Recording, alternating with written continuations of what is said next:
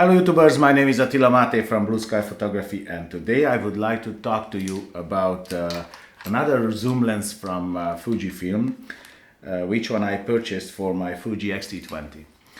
As you probably know, until now I purchased 1.5 months ago roughly the Fuji XT-20, and I wanted a few zoom lenses, you know, the autofocus zoom lenses, so I can use for sports and wildlife and in any kind of situation, you know. And I have a few primes which one I use with adapter manual primes, and I love them. And for portraits, the manual primes are my basic lens setup, I would say. But I wanted two zooms. So in the last video I was talking about the 55 to 200 longer zoom, and in this video I would like to talk to you about the wider zoom, which is the 18 to 55 f2.8 to 4, if I'm not wrong. Yeah, f2.8 to 4. Now I have to tell you, this is a kit lens.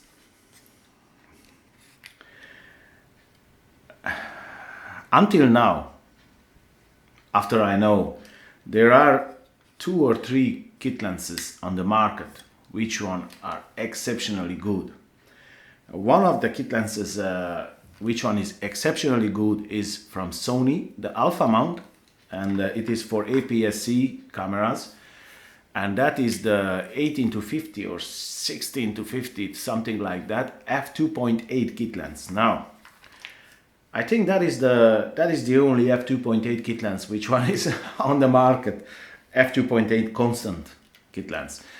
But that is exceptionally good, the Sony kit lens. Now this is the second one, which one in my experience, and I used a lot of kit lenses and a lot of lenses, but this is the second lens which one is so good that it's actually on par with the expensive f4 or f2.8 lenses, you know, the pro level lenses, let's say. Because how you can separate, you know, the pro level lenses from the cheaper lenses, you know, because the cheaper lenses are usually variable aperture and the pro level lenses, they are constant aperture. Now this is a variable aperture lens, it's an f2.8 to f4, but in the same time, if you want, you can just set to f4 and you have a constant f4 lens, 18 to 55. Now the lens is extends when you are zooming. That's the maximum. It is at 55 millimeter, and that is the minimum. Now if I take off the lens hood, you can see that the lens is very, very small. I mean, unbelievably small. It is a very small setup. As you can see, it's in my hand.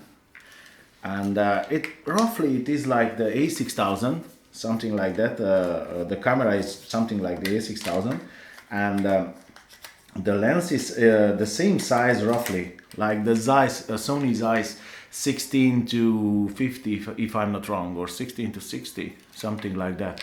I'm not sure now, 16 to 50 if I'm not wrong. Also for APS-C size, but that is an f4 lens, and this is an f2.8 to f4. Anyway, the build quality of the lens is just ridiculously good. I mean, when you zoom in and out, you can feel a healthy dampness in the zoom ring, you know, which is very, very good feel, I tell you. The focus is the same, the manual focusing. In the front is the manual focusing, and the second is the zoom ring. Now the lens has optical image stabilization. On the side of the lens there is a switch, and you can switch on and off the optical image stabilization. And again, you have this switch where you can set from auto to aperturing. The lens has also an aperturing. It is a clicking aperturing, so when you shoot video with this camera, then probably you will hear the clicking sound, but it's not very bad, you know. The clicking is not very strong. I mean, you can hear it. Listen. That's all you can hear it, you know. It's not very strong. It is I doubt, maybe I will try, you know, maybe you can't even hear it, I don't know. or maybe you can, anyway, the lens is ridiculously good image quality wise. Now, I will make a video, because this video would be too long if I would include this as well, but I will make a video where I compare this lens with the Sigma 18-35. You know, I own that lens. I know I own the Sigma art zooms, the 18-35 and the 50-100, and I will compare this lens. Obviously, we compare the sharpness and the contrast and the colors and all kind of things, because obviously there is an f1.8 lens, you know, and the constant lens, this is a variable aperture lens, so it is much faster than this one. But we compare the sharpness and the contrast and the colors, and you will see in that comparison that this lens is unbelievably good. I was actually so surprised that I didn't want to believe. I mean, this is not a cheap lens. It is a kit lens, but it's not a cheap lens. It is cheap enough if you buy together with the camera. If you buy together with the camera, you pay around 150 euro extra or something like that, or maybe 200 euro extra. I'm not sure now. I'm not exactly sure, but I will check it out and I will put on the screen so you can see the difference. But I think it's about 150 euro, maybe 200 euro extra. Anyway, if you buy separately, this lens is pretty expensive. If you want to buy separately. Now, I bought all together with the camera, like in a kit, and that's why I say it's not really expensive. But in the same time, it is so good image quality wise that it's unbelievable. I will post some pictures, which one I made now in my holiday. I had this lens with me in my holiday, and I tell you, until now, when I didn't have with me the Sigma 18-35, I always missed the lens. You know, when I put my pictures on the computer, I was missing the lens. I was missing something from the pictures. You know, I said like, I wish I would have over there the Sigma 18-35.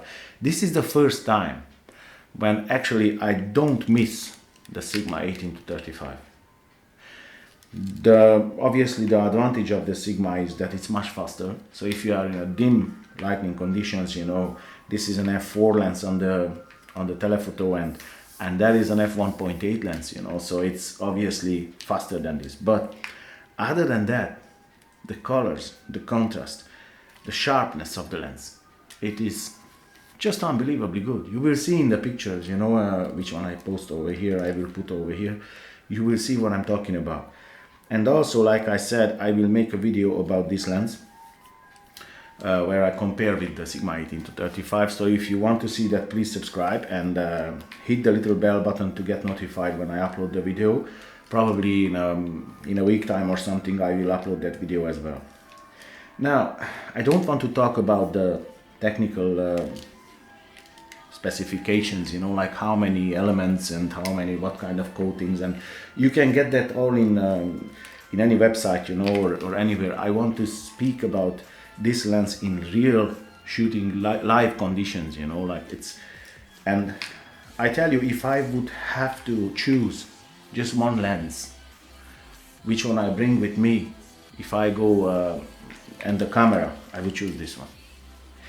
Although I'm a prime shooter as well, and I love the prime lenses, you know, and if I have options, then obviously I will choose more. But this lens, portability, you know, and you have the zoom, the convention of the zoom, you know, like you can zoom in, you can zoom out, and it's pretty fast. I mean, 2.8 on the wide end, you know, and f4 on the telephoto end. It's not bad at all, and I would choose this lens definitely if I should choose only one lens. Now, I am very, very happy with this purchase, and the image stabilization on this lens, you know, works exceptionally good. Obviously, when you are on 80mm, you don't really need the image stabilization, but even then, you know, in video I did try, and it worked really, really well on this camera. So it's an extra bonus. I don't really use the image stabilization, but anyway, that's only me. So if you have any question in regards this lens, please feel free and leave a comment down below, and I will try to answer best of my knowledge. If you think that I forgot something, you know, and you want to add something to this video, feel free and leave a comment down below. And I will put now the pictures, so you can see the pictures in full screen, what I'm talking about and why I like this lens.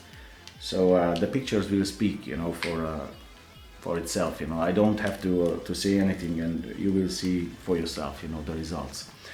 So if you like this video, please like and subscribe and share my videos. And other than that, I wish you a nice day, and I'll see you in the next one. Take care, guys.